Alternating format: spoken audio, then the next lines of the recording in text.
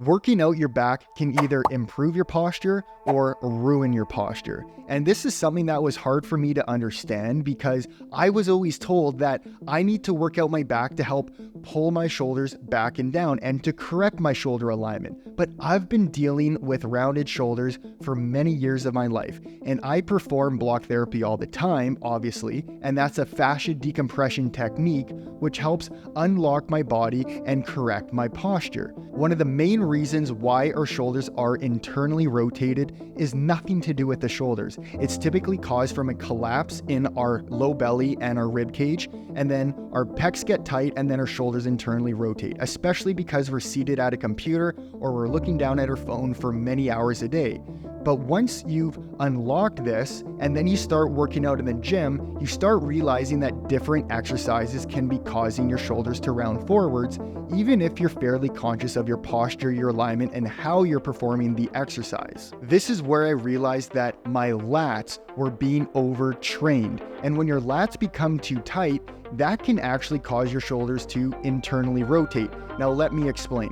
Your lats are a large muscle, one of the largest upper body muscles, connects from your low back all the way up to your humerus, which is your upper arm bone. So if we're focusing a lot on pull-ups, lat pull-downs, straight arm pull-downs, you can even see that the shoulders start to internally rotate, especially if you're not performing them correctly.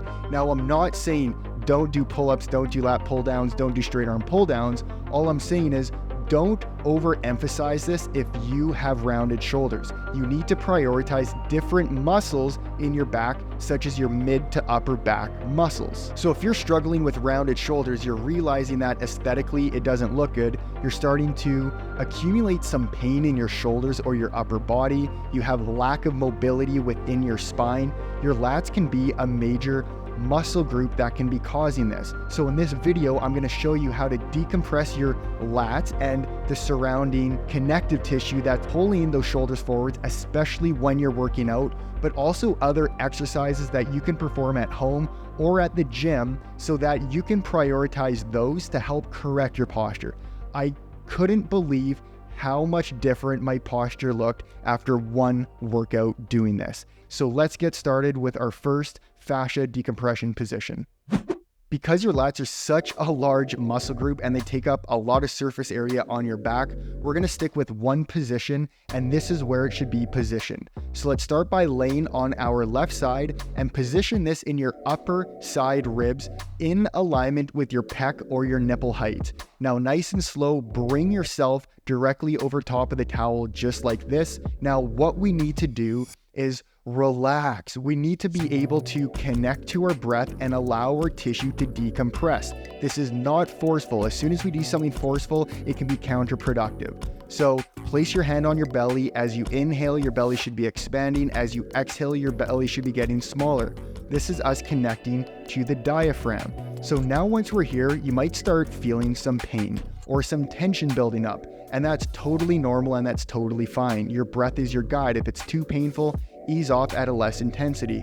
So once we've settled in and spent about a minute or so here, nice and slowly, let's start to rock towards the front. Now, this is going to help unlock the serratus, different areas in the lat, and the connective tissue. So let's spend about a minute or so here. Then we're going to come back to neutral and search towards the back. You can drop your top leg behind you to add more balance. And now we're searching a little bit more directly over top of the lat. But we got to find those areas where there's more pain, more restriction, more sensation, and breathe through that area. Now, as long as you're breathing, this will be providing more oxygen into your blood and allowing your connective tissue to release and relax. But you have to be focusing on that breath. And then we need to be spending a minimum of 3 minutes in this position to feel a really solid benefit. If you want to spend up to 5 minutes or longer, that is totally fine and up to you. Now, once you've searched in the back, let's come back to neutral, stay here for a few more breaths, and then place your top hand in front of you, exhale, up and off. Now, of course, you might want to work a little bit higher. If you want to work into the armpit, position the towel a few inches higher, and then spend another 3 to 5 minutes following this identical protocol. Now, whatever you do on your left side, let's do that on the right side. Now that we've released the lats to an extent, this will help prevent the shoulders from rounding forwards already. And I noticed this nearly immediately. But this will also allow us to perform rows and have more of a connection to different muscles in our mid and upper back. We don't want the lats to be taking over even while we're performing a row. So this next exercise, you're going to grab a band and we're going to be performing a row. Now, you can do any kind of row that you want, but make sure that you're following this protocol. So let's come into that neutral position, brace the core, and let's start by protracting the shoulder blade slightly. Then we're going to really feel that shoulder blade moving. We don't want the shoulder to be shrugged up. We want it to be pulled down. And now let's protract that shoulder blade so you feel that shoulder blade moving further away from the spine. And now as you're pulling with the elbow, feel different muscles in your upper back contracting. Feel your shoulder blade coming more towards your spine. And this is going to be activating more of your rhomboids, your trap fibers, and more of those mid to upper back muscles rather than the lats. So let's perform 10 to 15 slow repetitions while we are inhaling on the eccentric, so pulling that shoulder blade away from you, and then exhaling as you pull your shoulder blade towards your spine. So once you've done that on one side, mimic and do that on the other side. And do about 3 sets of this to really cement and solidify this. Now, if you're wanting to do this in the gym, as I mentioned, you can do whatever rowing exercise you want. Just be conscious of your shoulder blade alignment. You don't want them to be shrugged up. You want them to be pulled down, and really focus on your shoulder blades doing the work and squeezing that upper back so you're feeling those rhomboids activating as you perform a row. Now, another area we need to strengthen is your external rotation while even doing a face pull. I love doing these, and I've noticed a massive change in my complete upper body and shoulder alignment. So attach a band fairly high up, or you can be on a cable machine, doesn't really matter. And then we're going to start off like this, arms in front.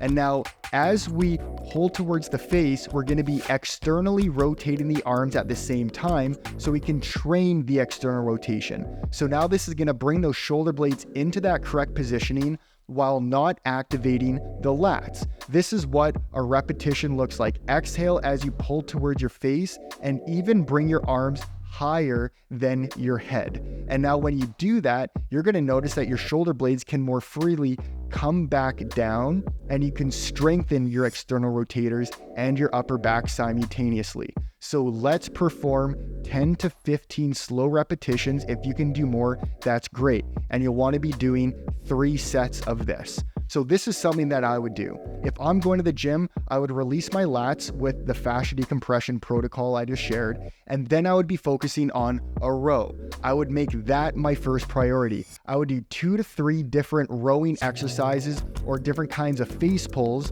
or even a reverse fly, so that I'm not isolating the lats right away.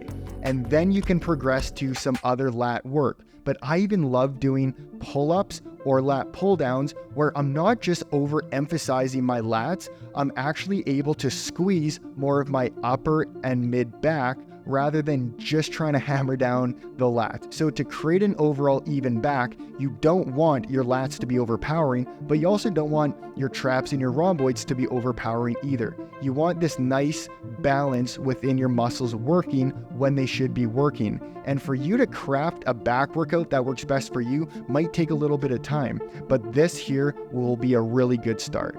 So for a quick review, perform the fascia decompression exercises on each side. Then you're going to be doing a row exercise, and then you're going to be doing a face pull, even bringing it over top of your head while doing that external rotation, whatever feels better for your height. This alone is going to create such a change in activating different muscles in your back. We want to be able to train the rotator cuff in the back in all these different directions, and that is the protocol I will recommend. So if you found this video helpful, let me know in the comments below. Make sure to thumbs it up and subscribe for new content weekly. We'll see you in the next video.